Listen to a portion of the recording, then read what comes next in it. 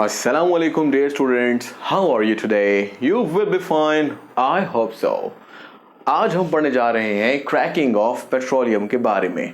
Cracking of petroleum बहुत ही ज़बरदस्त किस्म का टॉपिक है जो अपनी इम्पोर्टेंस के एतबार से ज़्यादा अहम है और छोटा सा टॉपिक है, एग्ज़ाम के अंदर भी आता है, मतलब एग्जामिनेशन पॉइंट ऑफ व्यू से भी इम्पोर्टेंट है। तो पहले मैं बताता हूँ आपको कि एक्चुअली क्रैकिंग ऑफ पेट्रोलियम है क्या। अगर आप उसको डिफाइन करना चाहें तो कैसे कर पाएंगे। देखिए, एक बात सिंपल सी है, वो क्या, वो ये कि अगर आपके पास पेट्रोलियम है, जो हमारा लास्ट टॉपिक था, जो बच्चे नए हैं और जिनको भी ये नहीं पता कि पेट्रोलियम क्या होता है, उसके बारे में जानने के लिए आपको डिस्क्रिप्शन में लिंक मिल जाएगा और आई बटन के अंदर भी लिंक होता है, वहां पे जाकर आप इसको देख सकते हैं। बहरहाल मैं आप अब के लिए बता देता हूं कि पेट्रोलियम एक मिक्सचर है जिसके अंदर से काफ़ी सारी फ्रैक्शंस हासिल होती हैं, जिनमें मैं आज आपको 2 से 3 फ्रैक्शन ज़्यादा बताऊंगा। और वो ये है कि उससे हासिल होता है पेट्रोल। पेट्रोल को आप गैसोलीन भी बोल सकते हैं, और साथ जो इम्पोर्टेंट चीज़ है वो कैरोसिन ऑयल, जिसको मिट्टी का तेल भी बोला जाता है। और एक और ले लेते हैं, वो है पेट्रोलियम गैस, यानी कुछ गैसियस फॉर्म के अंदर भी हमें कुछ हासिल होता है जब पेट्रोलियम को आप रिफाइन करते हैं थ्रू द रिफाइनरीज। तो अब सवाल ये पैदा होता है कि जो कैरोसिन ऑयल है उसकी ज़रूरत या पेट्रोल की ज़रूरत, या फिर जो गैसेस हमें हासिल होती हैं वो भी फ्यूल के तौर पर यूज़ की जा सकती हैं, क्या वो हमें इतनी मिकदार में हासिल होती हैं जितनी हमें ज़रूरत होती है? क्या हमारी नीड को फुलफिल कर सकती हैं? तो इसका जवाब बिल्कुल सादा सा है। देखें, आप अपनी आम जिंदगी में पेट्रोल का इस्तेमाल बहुत ज़्यादा करते हैं। जैसे आप जितनी भी आपके पास गाड़ी है, मोटरसाइकिल है, या फिर छोटे मोटे और जो लो ट्रैफिक या आप कह लें लाइट व्हीकल्स कहलाते हैं, उनके अंदर पेट्रोल यूज़ होता है। जो हैवी ट्रैफिक जिसको आप बोलते हैं या हैवी ट्रैफिक व्हीकल बोलते हैं, तो उनके अंदर डीजल वगैरह इस्तेमाल होता है। डीजल भी पेट्रोलियम से हासिल होता है। तो देखें, ये जो मैंने आपको बात समझाई पेट्रोल की या डीजल की, वो बहुत ज़्यादा मिकदार में इस्तेमाल होता है बानिस्बत किसके, कैरोसिन ऑयल के। लेकिन एक बड़ा अजीब मामला पेश आता है, वो ये कि जब हम पेट्रोलियम को रिफाइन करके पेट्रोल हासिल करते हैं या गैसोलीन हासिल करते हैं तो वो हमें सिर्फ 20% मिलता है, लेकिन इसकी ज़रूरत बहुत होती है। अब मामला ख़राब हो गया, यानी हमें मिल कम रहा है और क्या है, ज़रूरत ज़्यादा है। अब क्या करें? अब हम एक काम ये देखते हैं कि भाई वो कौन सी फ्रैक्शंस हैं या हिस्से हैं जिनकी ज़रूरत कम है लेकिन वो मिल जाते हैं या ज़्यादा मिकदार में पेट्रोलियम से हासिल होते हैं। तो जब हमें ऐसी समझ में आती है बात, तो क्रैकिंग का ख्याल आता है। देखें, हमारे पास बड़े यानी ज़्यादा कार्बन रखने वाले हाई मॉलिक्यूलर वेट, ज़्यादा मॉलिक्यूलर वेट भी होगा और उनका बॉइलिंग पॉइंट भी ज़्यादा होगा। ऐसे कंपाउंड जो हाई मॉलिक्यूलर वेट हों, हाई बॉइलिंग पॉइंट रखने वाले हों, ज़्यादा मिकदार में हासिल होते हैं, लेकिन इनकी ज़रूरत कम होती है। अब क्या करते हैं, इसको तोड़ देते हैं।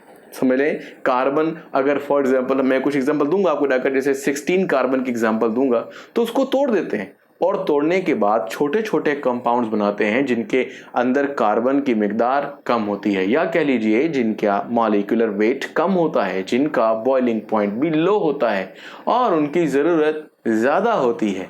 अब आपको बात समझ नहीं आई, बात हम आसानी से समझा देते हैं कि हाई मॉलिक्यूलर वेट कंपाउंड्स को तोड़कर लो मॉलिक्यूलर वेट्स कंपाउंड में चेंज करने को कहते हैं क्रैकिंग।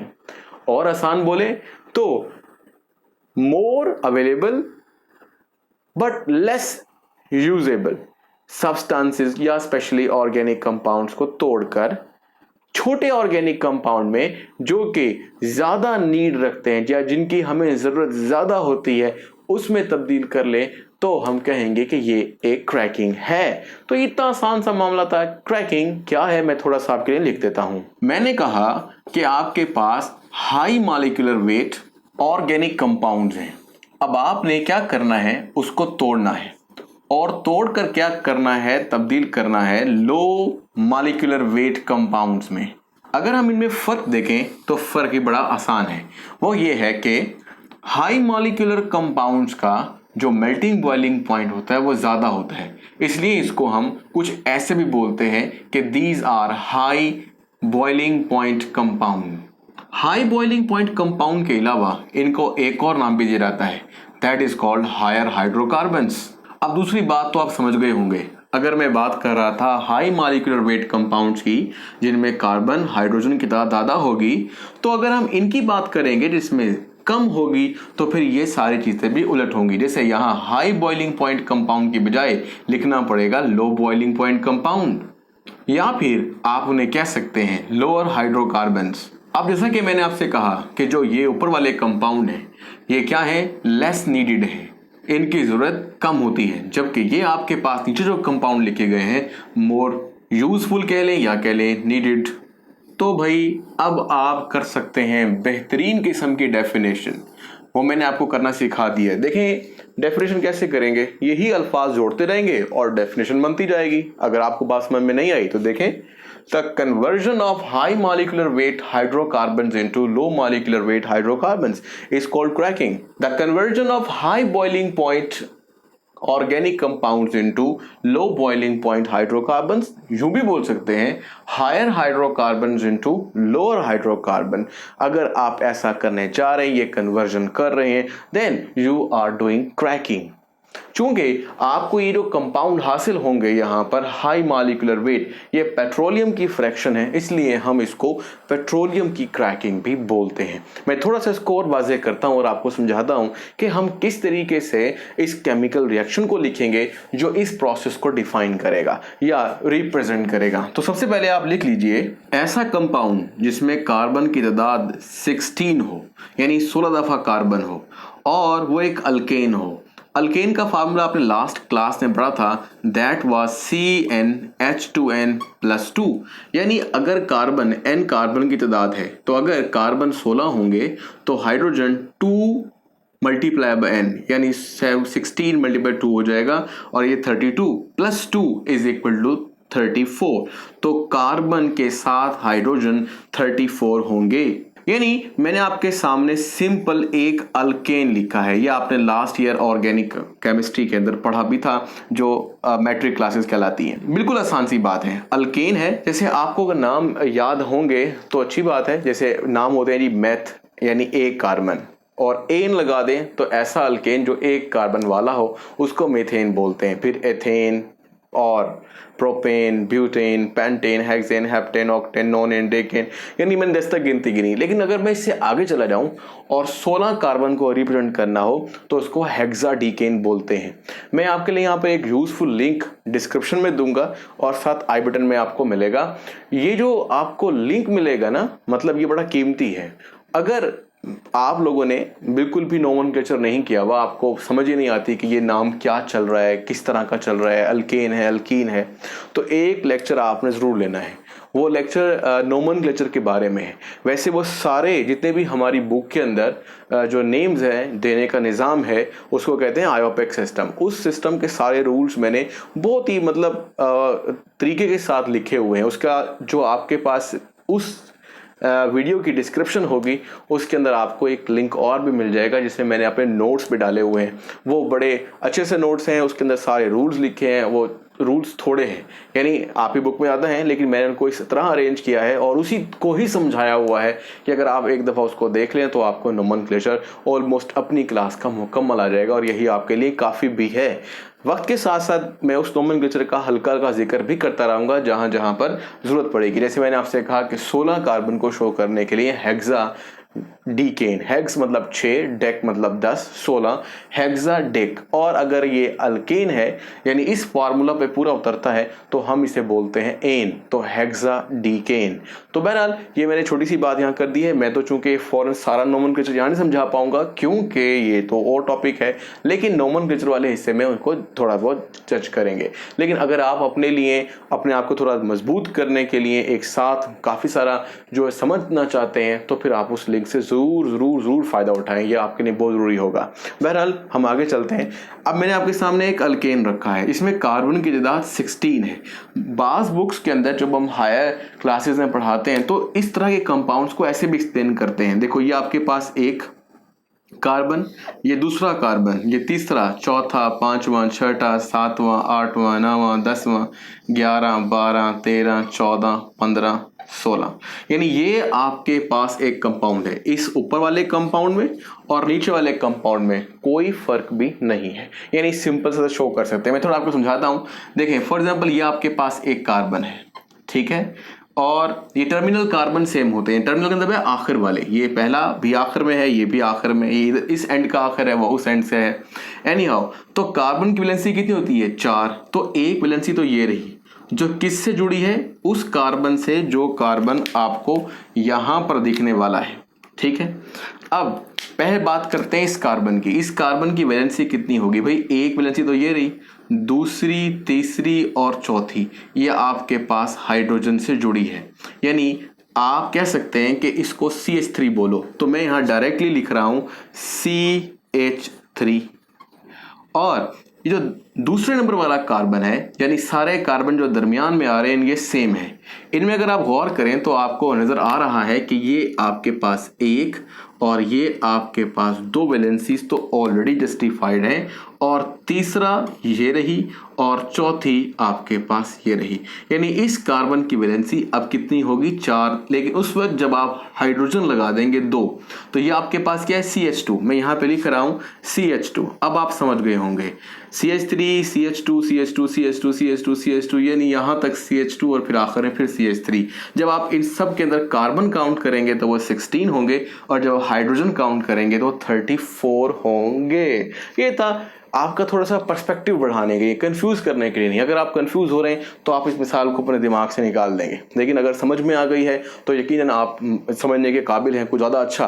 तो मैं कोशिश करता हूं कि दोनों तरह के स्टूडेंट्स के लिए काम किया जा सके। लेकिन अगर आप अपना लेवल बढ़ाना चाहते हैं और इस तरह की बातें समझना चाहते हैं और थोड़ा नोमेनक्लेचर को, नाम देने के निज़ाम को पावरफुल करना चाहते हैं, तो मैंने जैसे आपसे कहा कि लिंक डिस्क्रिप्शन में नोमेनक्लेचर का, वहाँ उसके नोट्स भी मौजूद होंगे। आप वहाँ से जाकर नोट्स को डाउनलोड कर लें और अपने सामने वीडियो को प्ले करें। जैसे जैसे वीडियो प्ले होगी, मैंने लिखा हुआ भी है साथ साथ, तो वो लिखा हुए भी आ जाएंगे असूल, रूल्स, और आप उसको प्रैक्टिस भी कर सकते हैं। थोड़ा वक्त लग जाएगा, ज़रा थोड़ी बड़ी वीडियो है, लेकिन आप उसको फास्ट करके भी सुन सकते हैं। बट यही रहेगा कि आप उसको अच्छे तरीके से करें, 1 2 3 दिन में थोड़ा थोड़ा कर लिया करें, तो वो आपके लिए बेहतरीन काम हो जाएगा।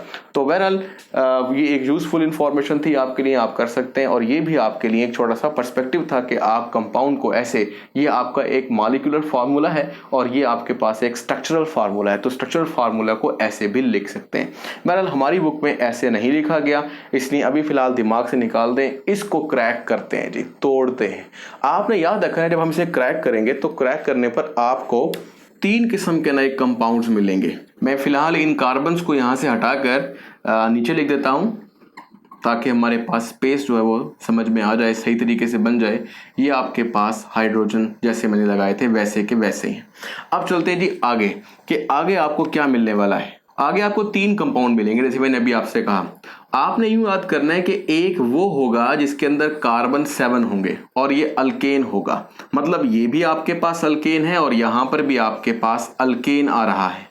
तो फिर आप उस फार्मूला को दोबारा देखो। कार्बन कितने जी? 7, क्योंकि N 7 को शो कर रहा है। तो हाइड्रोजन कितने होंगे? 2 × 7 = 14 + 2 = 16। यानी आपके पास हाइड्रोजन 16 मिलेंगे। और ये जो आपके पास कंपाउंड है, चूंकि इसके अंदर कितने कार्बन है? 7, तो आप इसे बोलेंगे हेप्ट। हेप्ट कहते हैं 7 को। और ये चूंकि अल्केन है तो इसलिए आखिर में आप लगा देंगे एन, तो ये बन जाएगा हेप्टेन। तो ये आपके पास एक अल्केन हो गया जी। दूसरे नंबर पर जिक्र करते हैं और वो है अल्कीन। अल्कीन को फिलहाल ये सादा तरीन अल्कीन है, मैं यहां लिख देता हूं CH2 double bond CH2। Double bond होगा तो ईन, और अगर 2 कार्बन होंगे तो एथ, यह बन गया एथीन। तो मैं लिख देता हूं कि आपके पास एथीन है। और तीसरी चीज अगर आप यहां पे लेके आते हैं तो वो यूं है, कार्बन कार्बन कार्बन। ठीक है, ये जरा मैं आपके आसानी के लिए लिख रहा हूं, ये कार्बन। कार्बन कितने हो गए जी? 3 कार्बन को बोलते हैं प्रोप। अगर एक भी डबल बॉन्ड आ जाए तो बन जाता है ईन। अब ये बन गया प्रोप ईन। लेकिन जैसे मैंने आपसे जिक्र किया हुआ है कि कार्बन की वैलेंसी को कितना होना चाहिए, 4, तो 4 4 कंप्लीट करें with the help of hydrogen. इस कार्बन की वैलेंसी जस्ट अभी 1 शो हो रही है, तो आपको यहाँ पर 3 लगाना है। जैसे यहाँ पर इस कार्बन की 1 शो हो रही थी ये वाली, आपको मजीद 3 ऐड करनी पड़ी थी। तो यहाँ पे भी आपने टर्मिनल कार्बन पे ऐसा ही किया है, लेकिन इस टर्मिनल कार्बन का थोड़ा सा जो सिचुएशन है या उसका जो इम्पैक्ट है वो डिफरेंट है, क्योंकि वो ऑलरेडी 2 बॉन्ड बना चुका है। तो आपको मजीद 2 बॉन्ड बनाने हाइड्रोजन के साथ। इस कार्बन के बारे में देखें तो 1 2 3, देखें ये जो बॉन्ड बनते हैं शेयरिंग से बनते हैं, तो जो बॉन्ड इस कार्बन के हैं वो बॉन्ड इधर भी उतने ही गिने जाएंगे। यानी इस कार्बन के लिए इनको 2 दफा गिना जाएगा, क्योंकि यहाँ कार्बन 2 इलेक्ट्रॉन शेयर कर रहा है।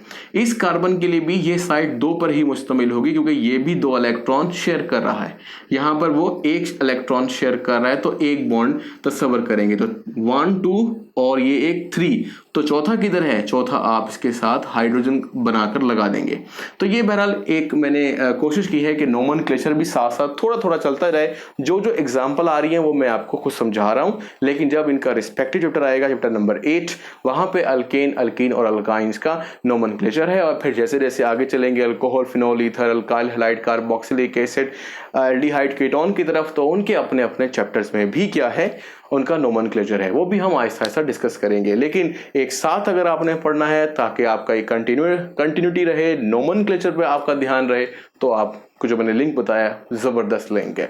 बहरहाल अब चलते हैं अगली बात की तरफ, और वो ये है कि आपके पास यहाँ पर 3 लगाना है आपको, ताकि ये बैलेंस हो जाए। भाई बैलेंस क्या कर रहे हैं, गौर से देखिएगा। कार्बन कितने जी, यहाँ पर कार्बन है 16, यहाँ कितने हो गए 7, ये कार्बन कितने हैं 1 on 1 2, बट ये 3 टाइम्स हैं, तो कितना हो गए 6 कार्बन हो गए यहाँ पर, और यहाँ पे कितने हो गए 7 कार्बन हो गए थे। और यहाँ पे कितने कार्बन है 1 2 3, तो 3 कार्बन है, तो 7 3 10 and plus 6 is equal to 16, जो कि 16 कार्बन है।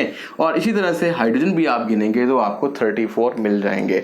तो ये था जी एक ऐसा केमिकल रिएक्शन जिसमें एक हायर हाइड्रोकार्बन को, जिसमें कार्बन की तादाद ज्यादा थी इसलिए इसका मॉलिक्यूलर वेट भी ज्यादा है, इसको हायर हाइड्रोकार्बन भी बोलते हैं।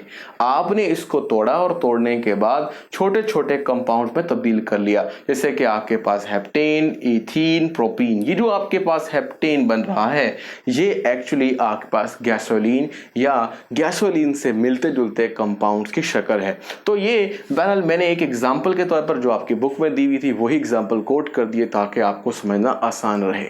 अब एक बात जो आपने इंतहाई अपने दिमाग में रखनी है, कभी नहीं भूलनी, और वो है जी एरो पर कंडीशंस। अगर एरो पे जो कंडीशन है, सपोज कीजिए इस रिएक्शन के लिए जो कंडीशन है दैट इज 700 डिग्री सेंटीग्रेड आपको टेम्परेचर रखना है, और इसके साथ साथ आपने इसको हीट भी करना है, गर्म भी करना है। यानी एक ही बात है कि हीट करते हुए आपने 700 डिग्री सेंटीग्रेड देना है। ये बहरहाल कंडीशन तो सेम ही है, बट हमारी बुक में कुछ ऐसे लिखा है तो मैंने भी आपके लिए लिख दिया है। लेकिन आप चाहें तो जस्ट अगर भूल जाएं कभी 700 याद ना रहे तो हीट जरूर लिख दीजिएगा। अगर हीट भी याद नहीं रहता तो आप क्या कर सकते हैं, एक डेल्टा साइन जरूर लगाना है। ये जरूर क्यों कह रहा हूं, क्योंकि बेटा इस कंडीशन के बगैर ये केमिकल रिएक्शन होता ही नहीं है। तो अगर आपने रिएक्टेंट्स भी पूरे लिख दिए और प्रोडक्ट्स भी पूरे लिख दिए और आपने कंडीशन नहीं डाली, इसका मतलब यह है कि आपका सवाल गलत। अक्सर टीचर्स बशमूल मेरे, मैं क्या करता हूं, ऐसे बच्चों के पूरा का पूरा जो रिएक्शन है वो गलत कर देता हूं, और रिएक्शन जब गलत होता है इसका मतलब यह है कि आपके अच्छे खासे नंबर कट जाते हैं। बास क्वेश्चन में तो सिर्फ रिएक्शन ही राइट करना होता है, तो वो क्वेश्चन का 1 नंबर भी उनको नहीं मिलता। ये बात थोड़ी सी दिमाग में बिठा लें कि 2 तरह के केमिस्ट्री जैसे हम पढ़ेंगे इस क्लास के अंदर, कुछ हम पढ़ चुके हैं, 2 चैप्टर्स पहले भी इनऑर्गेनिक के ख़त्म हो चुके हैं, तो वो आप वहाँ पे जाकर डिस्क्रिप्शन में देख सकते हैं, उसकी लिंक भी आपको दे देंगे।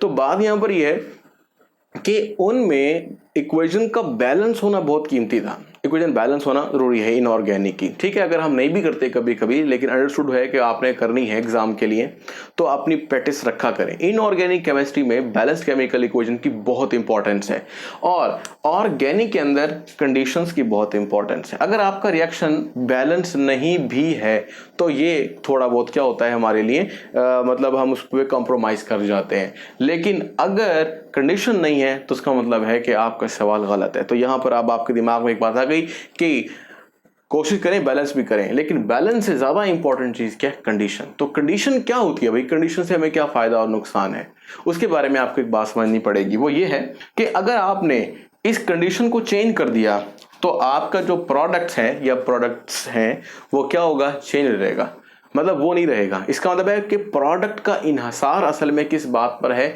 इस बात पर कि केमिकल रिएक्शन हो रहा है, किस तरह वो किस डायरेक्शन में जा रहा है और किस तरह के प्रोडक्ट बना रहा है। तो that is the importance of the condition. So अपने दिमाग में कंडीशंस के लिए एक लाजमी तौर पर टेकिंग रखेगा कि भाई कंडीशन ना भूल जाऊं, वरना अक्सर का ये होता है कि स्टूडेंट रिएक्टेंट्स भी याद कर लेते हैं, प्रोडक्ट्स भी याद कर लेते हैं, बेहतरीन तरीके से आगे चलते हैं, लेकिन क्या होता है, रिएक्शन गलत हो रहा होता है क्योंकि वो कंडीशंस जो नहीं राइट कर रहे होते। अब हम बात करते हैं क्रैकिंग की कुछ टाइप्स के बारे में, कि क्रैकिंग की कुछ टाइप्स भी हैं, वो टाइप आपको यहाँ पर समझ में आ जाएंगी। पहली टाइप है आपके पास थर्मल क्रैकिंग। थर्मल क्रैकिंग नाम से भी शाव हो रही है, थर्म कहते हैं हीट को, थर्मल क्रैकिंग का मतलब होता है हीट देकर क्रैक करना। जैसे कि हमने यहाँ पर हीट देकर ही क्रैक किया था। तो आप कहेंगे सर ये हीट तो मतलब यहाँ तो हमने दे दी थी, क्या क्रैकिंग हीट के बगैर भी होती है? असल में यहाँ पे जो बेसिक है, आगे जो टाइप आएगी तो आपको पता लग जाएगा मैं क्या कहना चाह रहा हूँ, लेकिन फिलहाल ये जो टाइप है ये एक्चुअली शो करिए कि हमारा बेसिक फोकस हीट पर होगा, यानी हम हाई टेम्परेचर प्रोवाइड कर कर बड़े बड़े ऑर्गेनिक कंपाउंड्स को छोटा कर सकते हैं, ठीक है। और इस तरह से जो चीजें हम हासिल करेंगे उसके बारे में थोड़ा सा मैं आपको बता देता हूं। वो होंगे अनसैचुरेटेड हाइड्रोकार्बन्स। भाई अनसैचुरेटेड हाइड्रोकार्बन्स क्या होते हैं, ये हमारा नेक्स्ट जो लेक्चर होगा उसमें आपको अच्छी तरह समझ में आ जाएगा, लेकिन फिलहाल मैं आप अब तक के लिए बता देता हूं कि जब डबल बॉन्ड आ जाता है तो इसको बोलते हैं अनसैचुरेटेड हाइड्रोकार्बन्स, यानी कार्बन और हाइड्रोजन रखने वाले कंपाउंड्स तो हाइड्रोकार्बन, लेकिन अगर डबल बॉन्ड या ट्रिपल बॉन्ड भी हो तो उसे बोलते हैं अनसैचुरेटेड। तो ये जो इथीन और प्रोपीन हमने बनाए हैं ये अनसैचुरेटेड हैं। तो इस तरह से जैसे अभी हमने यहाँ पर किया 700 डिग्री सेंटीग्रेड, यानी 700 800 1000 डिग्री सेंटीग्रेड एक हाई टेम्परेचर माना जाता है, और इसके ऊपर आपको अनसैचुरेटेड हाइड्रोकार्बन्स की खासी तादाद मिल जाती है, जिससे आप मजीद आगे काम ले सकते हैं। क्या काम ले सकते हैं वो आपको आगे पता चलेगा, पूरी दुनिया है आगे, पूरा चैप्टर जो है ना आपको पढ़ने की जब मिलेंगे तो आप हैरान होंगे कि भाई इथीन का भी इतना ज़्यादा काम, प्रोपीन से भी क्या कुछ नहीं बन सकता। बहरहाल वो हम आगे जाकर देखते रहेंगे। दूसरे नंबर पर हमारे पास जो टाइप आती है वो है कैटालिटिक क्रैकिंग। कैटालिटिक क्रैकिंग जो होती है वो भी हीट पर की जाती है, लेकिन फिर कैटलिस्ट सुनते आ रहे हो भाई, कैटलिस्ट एक ऐसी चीज होती है which speed up the chemical reaction या which is responsible for taking placing of the reaction, यानी रिएक्शन के होने की वजह बनता है या रिएक्शन को स्पीड अप करता है। असल में होता यह है कि देखें, हीट करने से ये वाली बात तो यहाँ पर ठीक आ गई कि वो टूट जाते हैं, लेकिन ऐसा भी तो पॉसिबल है कि हीट करने पर कोई चीज जल जाए। देखिए दो चीजें हैं, हीट की जाती है तो किसी भी केमिकल कंपाउंड के अंदर जो बॉन्ड्स होते हैं वो टूट जाते हैं, और टूटने के बाद सपोज कीजिए वो चीज़ एक सॉलिड थी और वो मेल्ट हो जाती है, और हम उसे कहते हैं कि मेल्ट हो गई, और गर्म किया तो वो वेपराइज हो गई। तो ये एक सिंपल सा प्रोसीजर है, इसे हम कहते हैं मेल्टिंग पॉइंट, बॉइलिंग पॉइंट। लेकिन एक पॉइंट और भी होता है, that is called flash point. Flash point का मतलब होता है आग लग जाना, यानी कंबस्शन। फॉर एग्जांपल एक रोटी है, वो पक रही थी, आपने कभी रोटी पकती देखी होगी, तो वो जगह जगह से तंदूर में स्पेशली काली हो जाती है, और वहां पर से रोटी खाई नहीं जाती, मतलब उसे फिर फेंकना पड़ता है। इसका मतलब जो चीज़ जल गई, वो जो ब्लैक कलर आ गया, जल गई, वो अब वो रोटी नहीं रही, वो खाने के काबिल नहीं रही। इसी तरह से अगर हमारे पास रिएक्टेंट जल जाए तो फिर वो प्रोडक्ट में तब्दील होने के काबिल नहीं रहते, यानी उनकी कंबस्शन नहीं होनी चाहिए, उनकी बॉन्ड्स की जो ब्रेकिंग है वो इस अंदाज में होनी चाहिए कि वो ब्रेक होकर दोबारा बॉन्ड मेक करें, और दोबारा जब मेकिंग होगी तो नए प्रोडक्ट्स बनेंगे। तो बॉन्ड मेकिंग और ब्रेकिंग का सारा सिलसिला चल रहा है। अब मामला ये है कि अगर हमने हीट हर दफ़ा हाई टेम्परेचर ही रखा, मतलब हीट इतनी दी, तो चीज़ें जल भी सकती हैं, कंबस्ट भी हो सकती हैं, फ्लश पॉइंट पे भी जा सकती हैं। अब क्या करें भाई, वो फ्लश पॉइंट से याद आया, जैसे आप लोगों को कोई कहता है भाई जो कुरकुरे हैं या इस तरह की जो चीज़ें होती हैं, लेज हैं, भाई वो अगर आप खाएंगे तो मतलब वो प्लास्टिक के बने हैं, क्योंकि उन्हें आग लगाओ तो उन्हें प्लास्टिक की तरह आग लगती है। रोटी को भी ऐसी लगती है, परेशान ना हो। असल में जितने भी ये ऑर्गेनिक कंपाउंड्स होते हैं, जब इनको आप आग पे मुसलसल रखते हैं तो इनका एक फ्लश पॉइंट आता है और ये आग पकड़ लेते हैं। जैसे लकड़ी आग पकड़ लेती है, ख़ास टेम्परेचर अटेन करने पर ये भी आग पकड़ लेते हैं और इसके अंदर से मतलब शोला जलता है। तो चाहे आपके पास लेज हो, आप उसे थोड़ी देर शोले पर रखें तो वो थोड़ी देर के बाद जलने लग जाएगा, जैसे एक जलने वाली चीज़ हो। तो हर चीज़ बेटा जो हमारी फूड है स्पेशली, वो कंबस्ट हो सकती है, जल सकती है। इसलिए हम बॉम्ब कैलोरीमीटर के ज़रिए से उसकी मालूम करते थे क्या, हीट ऑफ कंबस्शन। ठीक है, मेरे लिए हमारी फर्स्ट के टॉपिक्स थे। ये अब चल रही है मामला यहाँ पर लेकर कुछ इस तरह से कि भाई हीट दी तो टूट गए इस तरीके से कि जल गए, प्रोडक्ट नहीं बनाया। फिर हम क्या करें, अब हमें हीट कम करनी पड़ेगी। हीट कम करनी पड़ेगी तो फिर रिएक्शन नहीं होगा, बॉन्ड ब्रेकिंग मुश्किल हो जाएगी। तो अब करना यह है कि दो काम इकट्ठे करने हैं। आपको एक तो लो टेम्परेचर रखना है, जैसे मिसाल के तौर पर 500 डिग्री सेंटीग्रेड, और आपको लो प्रेशर रखना है जैसे कि ऑलमोस्ट 2 एटमॉस्फेयर। ठीक है, ये एक नॉर्मल प्रेशर है, ना बहुत लो है ना बहुत ज़्यादा हाई है, ये हमारी बुक के एतबार से है।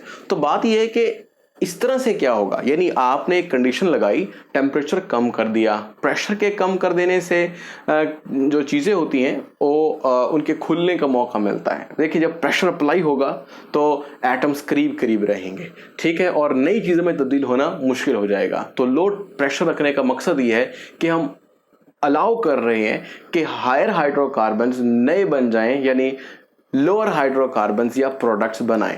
लेकिन तो तीसरी चीज यहां पे मैंने लिखनी है वो है यही जो नाम लिखा है, कैटालिटिक क्रैकिंग, यानी कैटलिस्ट। कैटलिस्ट के ऐड कर देने से हमारा केमिकल रिएक्शन फास्ट हो जाएगा, यानी जो केमिकल रिएक्शन हाई टेम्परेचर की वजह से हो ही नहीं रहा था, कंबस्शन हो जाती थी, उसको लो टेम्परेचर पर कर सकते हैं but with the help of catalyst.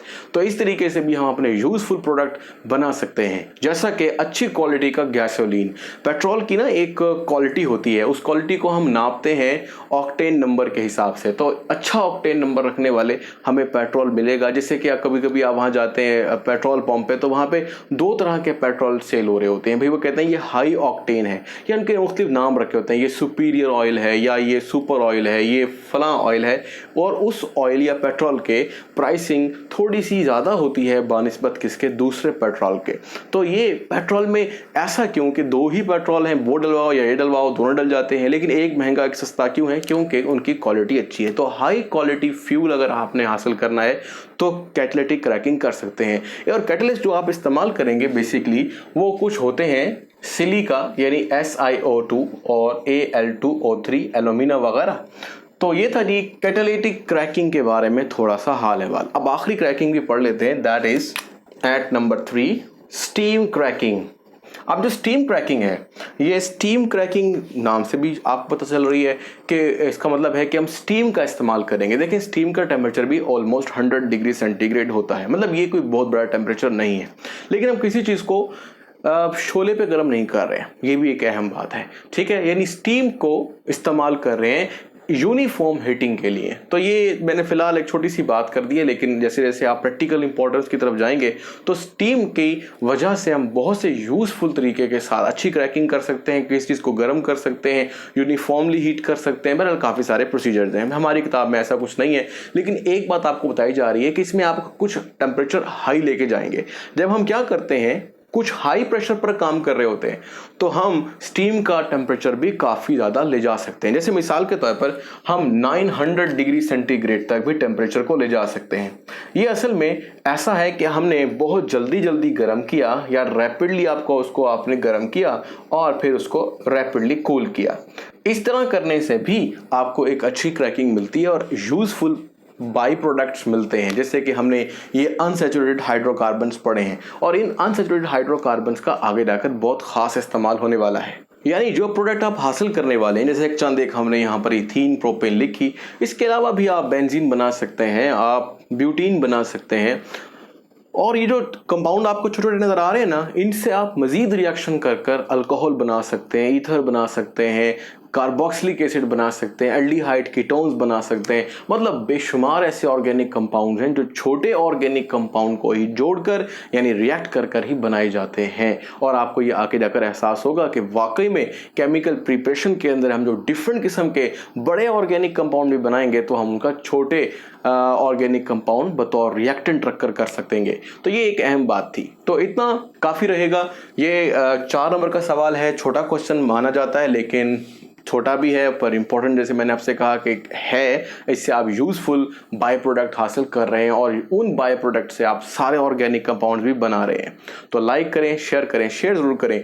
Share करने से आपको फ़ायदा ये होगा कि भाई आप जब अपने दोस्तों को बताएंगे तो एक बात बड़ी अहम होती है, वो ये कि आप मेरा ख्याल से पत्नी कुछ लोग जानते होंगे, कुछ लोग शायद ना भी यूज़ करते हों, तो वो कमेंट्स करते हैं, सवालात करते हैं। आप लोग भी ज़रूर कमेंट कर दे करें, कोई एक कमेंट कर दे करें अपने तरीके से।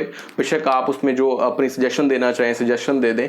तो होता ये है कि जब दूसरे इंपॉर्टेंट बात पता करते हैं कमेंट बॉक्स में जाकर, तो जब मैं उसका आंसर करता हूं तो वो नोटिफिकेशन आप तक भी पहुंच जाता है, ठीक है, या आपका कोई कमेंट लाइक करता है तो पता लग जाता है। तो बात ये है कि आप ना सिर्फ वीडियो से फ़ायदा उठा सकते हैं बल्कि नीचे कमेंट बॉक्स में जो हमारी डिस्कशन होती है और वहाँ पे इंपॉर्टेंट आंसर्स दिए जाते हैं, या कोई बच्चे जो स्पेशली तैयारी कर रहे होते हैं एंट्री टेस्ट की, तो वो भी वहाँ से क्वेश्चन करते हैं जो उनके दिल के अंदर कोई, क्योंकि यहाँ पर तो हम ज़्यादा जिक्र करते हैं, कोशिश तो करते हैं कि हर एक चीज़ क्लियर हो जाए, लेकिन कुछ चीज़ें ऐसी होती हैं जो एंट्री टेस्ट के लिए इंपॉर्टेंट है। तो एंट्रेंस टेस्ट के लिए जो वो सवालात करते हैं तो वो भी वहाँ पर आंसर किए जाते हैं। तो आपको जब वो नोटिफिकेशन मिल जाएगा तो फिर आपको समझ में आ जाएगा कि भाई ये भी हो सकता है या ऐसा भी क्वेश्चन बन सकता है, उसका ये आंसर होगा। तो आपको एक नहीं डबल फायदे होते हैं, ठीक है। तो इसलिए आप शेयर भी करें, जितनी कम्युनिटी बढ़ेगी उतनी हमारी फैमिली बढ़ेगी और इससे मुझे भी फायदा होगा, यानी मुझे एक बहुत अच्छी करेज मिलेगी। और जब करेज मिलती है तो फिर आपके लिए काम करने को और भी दिल करता है। आप मेरे साथ लगे रहें, बंधे रहें और इस तरह मैं भी आपके लिए बहुत सा काम करता रहूँगा। तो बहरहाल लाइक करें, शेयर करें, सब्सक्राइब करें और अब तक के लिए अल्लाह हाफिज़।